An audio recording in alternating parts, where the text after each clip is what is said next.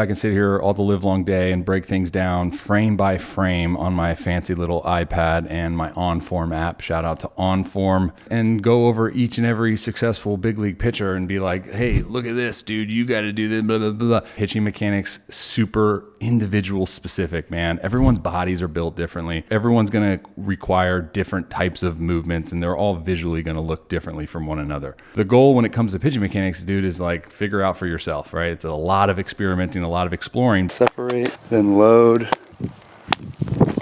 into my trunk tilt. Boom. When we do look at like big league guys' mechanics, we can see commonalities across the board of things that we should probably pay attention to, probably should put into practice for ourselves. So today I want to talk about some, I guess, non-negotiables, mechanical components that I think are just extremely important across the board. Obviously, dude, with mechanics, there's going to be outliers. There's going to be guys that go about it differently. I mean, it's just a thing of beauty every time I see it. It's like a wounded duck from that angle. But I do think for the vast majority of dudes, there's certain mechanical components that I'll show you here in a little bit that I think just check a lot of boxes for us, right? The drive phase is the phase in which we descend from leg lift and we catch the fall, we load up the drive, and then now we're going down the slope, right? Now, remember, dude, the slope is where mechanics go to die for a lot of youth throwers because there's gravity. Gravity's impact, it's pulling you down the slope, and if we don't have that required stability, dude, we're going to get thrown out of our backside. So there's things that are extremely important for us to do as pitchers. It's these fine lines, man, where it's like we actually do want to use the slope. We want to allow gravity to take over to get just more overall energy. But we also don't want to get too far forward where we're rushed out of our load phase, right? Because you can't accomplish the load phase in a posture that you are rushed, where your lead leg is too far out extended and your head is like too far here. Obviously, again, outliers, guys like Garrett Crochet can have the head going forward, DeGrom having the head going forward. That's a little bit different than more of like a pendulum movement, right? We talk about rhythmic movements in the initial move. Skeens is a good example, how he kind of lifts going forward and then catches it going back, that seesaw, teeter-totter, if you will. When it comes to just getting a lot of energy and putting our bodies in a position that is stable, strong, sturdy, and is going to be able to not only generate energy, but also receive energy. I'm really big on postures entering the drive phase. We want hands separated from the glove. Timing is everything, dude. If you get your hands stuck in the glove as you start to descend and get into the drive phase with your hands still in your glove, I think just the timing is going to get thrown off, right? We want consistency and repeatability at ball release. Crazy how much separation timing of your hands has to do with your command and repeatability. Separation of the hands into the descending move of the drive phase, right? I'm a big proponent of hands matching the tempo of the feet. Yamamoto's a really good example because you can see the lead leg, right? As it extends out, the hands separate out, and you get just put into a posture in which you're sitting pretty. It's easy in mechanics to take still shots, right? And be like, all right, we got to get there. That's not really the case, right? It's more about how we get there and how we put ourselves in those positions. But again, postures entering the drive, hand separation, head stacked over the backside, allowing the body to really load up the drive, the lead foot somewhat close to the drive foot, right? That's another component that's going to allow the drive leg to load optimally. Now, if we descend and our lead foot is over here, it's going to make it a little bit harder to stay in a loaded posture because the goal of the drive is we want to essentially catch this fall, catch that energy, produce that energy into the ground, hold, snap. And then we snap it, boom, we block it, and then we receive it. Again, the throw is just all energy, right? I can sit here and overcomplicate this all the live long day, but it doesn't necessarily need to be. It's just allow your instincts to take over, right? Say glove side extension is another one for me that I am a personal fan of because I think it buys you time for your torso to stay sideways, right? Because again, we're trying to essentially stay sideways, trying to load up the drive. And then once it comes time to rotate the lower, right? So these are going to rotate. That's when it comes time that you'll see the glove side start to come back and retract And that's when we create that separation. That's when we create that segmentation of the lower half rotating, upper half stay neutral. So you create the stretch, anchor down, boom, block, pull through, right? Now, arm speed is not generated from the arm. Okay, arm speed is not generated from the arm, dude. It's basically all of torso rotation. So the more that we can resist the upper half rotating, and the more that we can get the hips into rotation upon anchoring down, the more stretch we'll have, the more tension we'll have, and then we block and we release that tension. The initial movements of the delivery are going to impact the ending movements of the delivery. So we can look at a delivery at the end and be like, that's really good, dude. Lead leg block, glove side, pulls in, trail leg stays in extension. Ideally you would want this line from ball release all the way to the back foot. Really good transferring of energy picture there. And then the deceleration of the arm. But all of that is impacted by what we do up here. Okay? So let's look at another example. Let's get out of Yamamoto. Tarek Skubal.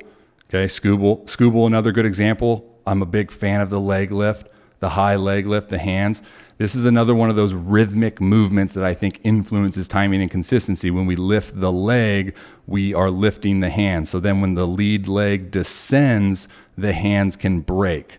And again, that's not a strict requirement for every thrower. Every individual is going to generate some rhythmicity differently, but I really do think that the rhythm of the hand separation in the descending move that loads up the drive, because now when the hand dips back, that's going to initiate the torso to kind of tilt, the head stays back, right? So now we're in that same posture to load up the drive, right? Even though Skubal's front foot never really gets back, he's still allowing his torso to stay loaded because he's got this long arm dip stab Johnson over here towards his back knee that allows him to get put into a posture entering his drive phase that is a powerful posture, right? Not everyone's going to have a really big leg kick, but I think having that high leg kick is something that is going to amplify that feeling of catching the fall. So I would love for individuals to feel that catch. Just go ahead and play around with just a high leg kick, right? Like using a high leg kick to really amplify the need to catch that fall. Just make sure when you descend from that leg lift that you can stack your head. And this is a difficult move because you can see his body shifting forward, right? So this is like the best of both worlds because we're gonna use acceleration, we're gonna use gravity because we have the slope, but we're also going to stick in our drive by the way that we descend, separate the hands, boom, now we're loaded, right? So we get that forward move going, descend the hands, shift the head back a little bit, torso stacks back over the rear hip, boom, now we're locked. Right? And a lot of good things can happen from this position because of the timing we're giving ourselves, right? And the way that this is now loaded, putting force into the ground. And then again, baby, once it comes time to frickin' snap into rotation, the hand flips up. Hand flips up, lead foot comes down.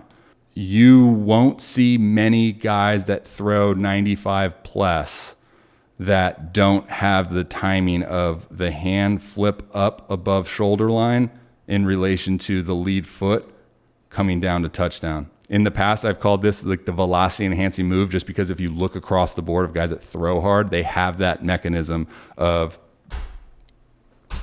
because what that does, dude, is like the torso can't really rotate until the hand is up, unless you're like Ben Joyce who gets the hand up really, really early. He's able to keep the torso neutral, which is just really hard. It requires a ton of freaking stability. But this is the mechanism of segmentation, which is huge importance when it comes to producing power output. You can't really produce a whole lot of power output if the lower half and the upper half go together, right? You need to create some disassociation. You need to create some stretch. And to do that effectively while using the ground is descending, catching the load, boom, catch the fall, load up the drive. Now it comes time to rotate, hips snap into rotation. We retract, boom, we anchor.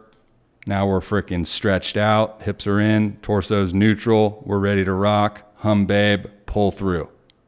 Essentially, the arm speed is just triggered by torso rotation, right?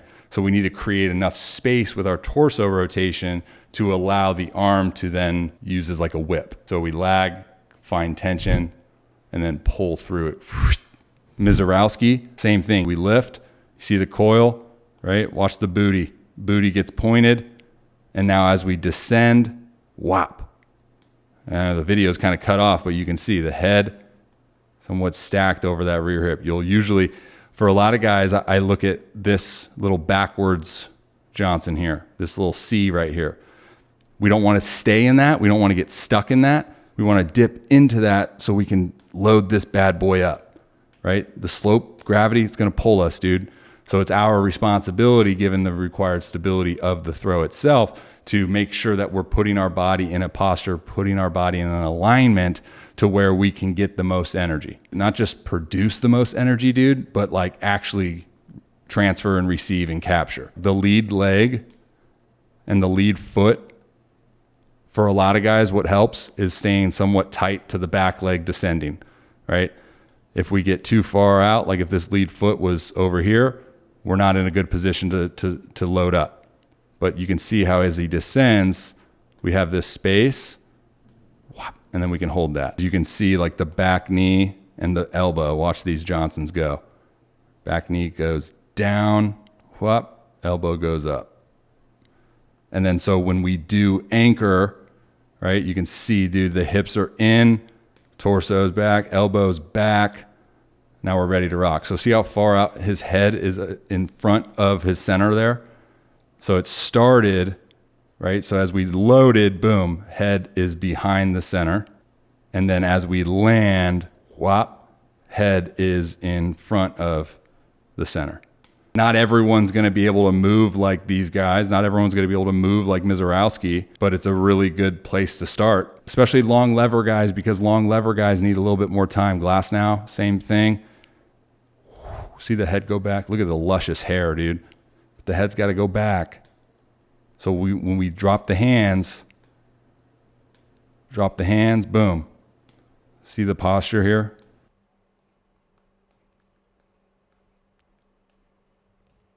Another posture entering the drive, taking your head and going down, right? And the glove side goes out. This is my whole understanding. Again, I'm not sitting here saying that I'm right and everything I'm saying should be taken for gospel and it's absolute. No, dude, that's not the way it is. But the way that I observe things, right, is like the arm slot and the individual that we're working with is going to depend on the mechanisms that they can use to get into that specific posture, right? Glove side goes out for a lot of guys, counterbalances their weight. Head can go forward instead of having to shift back, right? George Kirby is a good example of that. You know, he's doing something right. Luis Castillo is the same way, lower arm slot, right? He's going to use his glove side dipping down. His head's going to kind of shift forward, right? His head's going to kind of go this way with his arm going down this way. But again, this requires a ton of stability because you're still able to keep your pelvis linear towards the target, stay sideways, which is hard to do. And a lot of guys will fly out of that.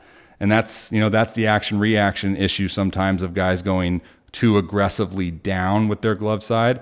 So you get really closed off, which is great. But a lot of guys that struggle having instability issues, dude, the action reaction of things, it's going to really aggressively pull you and your head's going to fly out. And now you're not going to have consistency and repeatability, when the hand comes into slot. And it requires a ton of stability. It requires a ton of good reps. And it requires a lot of patience too, which is the tricky part. Otani's similar, right? His head's going to shoot forward, right? Look at that posture. So you have that load. Again, we're not trying to gain ground with the lead leg. We're not trying to gain ground with the lead foot. The stride happens organically, meaning the drive leg is what motors us. The drive leg and the capacity of our hip and our range of motion and our structure, like that's what allows the stride to happen. Anytime we try to force things that aren't authentic, things are going to compromise, things are going to break down, there's going to be compensations. The main goal of the pitching mechanics, in my opinion, is how do we obtain these movements that allow us to feel like the ball is jumping out of our hand and we aren't really even trying, because that's going to be the testament towards our movements and the quality of our movements and the efficiency of our movements, right? We don't really want to force anything. That's why it's tricky sometimes when we do compare with MLB guys, because we get into this gray area of like, all right, this guy's built totally different than me, but I'm going to use his loading mechanisms. I'm going to use his glove side going down. So that's why I think, at the end of the day, the most important thing is kind of exploring and experimenting for yourself to figure out these things. And a good way to do that is obviously just getting the feedback from the feeling of these movements, but also using like a radar gun. 83 miles per hour. Using a pocket radar. If you can afford a pocket radar, that's huge. Discount code Robby.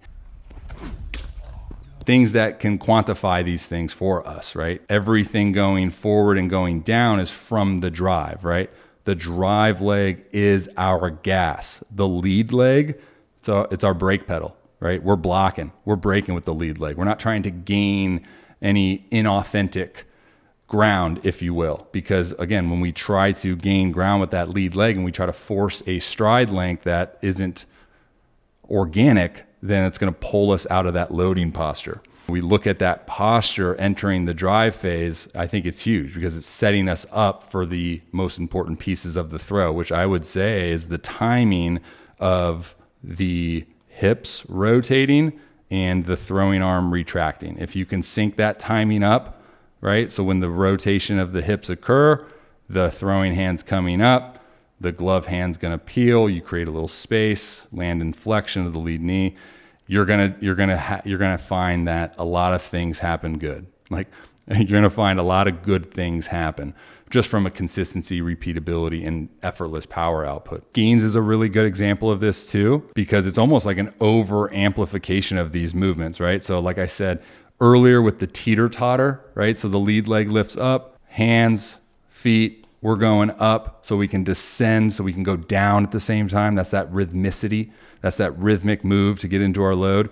But you can see how he's starting to shift his weight forward. He's allowing his head, right, to go forward. Think of it like a snake, dude. Body's going to follow the head. So I think it's a really good mechanism if we can shift our head a little bit forward in that front shoulder. Again, this is not going to be for everybody. More oftentimes than not, dude, the head is going to pull the body forward and we're not going to be able to shift our weight back. But for some, this could be a really good move to use to kind of find that rhythmic teeter-tottering loading phase mechanism, right? So you go forward, hands descend, lead leg descends, boom, we get into our posture of the load. So you can see from the beginning, the head's forward in front of the body. Now we shift back, action, reaction, forward, catch, seesaw, teeter-totter. Glove side's extended, we're extended, and then really good example of these snapping into rotation and this coming up, bop, bop, bop, bop, landing. And look at the stretch, pull through, ha, pull through, ha. You clear the hips so then you don't have to block in to where that knee's gonna bow out. You block and receive up the chain. Rotation, retraction, bop.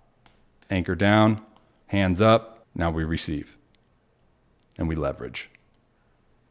Once we anchor down into the ground, like now the torso rotation is pulling the arm. So that's a testament to how much space can we create.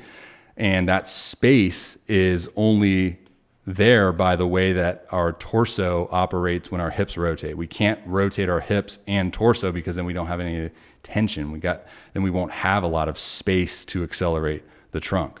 You can look at any successful hard throwing big league arm and you're gonna see a lot of those commonalities across the board. But again, the goal for any individual like looking to maximize their throw, it's kind of figuring out like, all right, what do I need to do, right? And then what is my body wanting to do?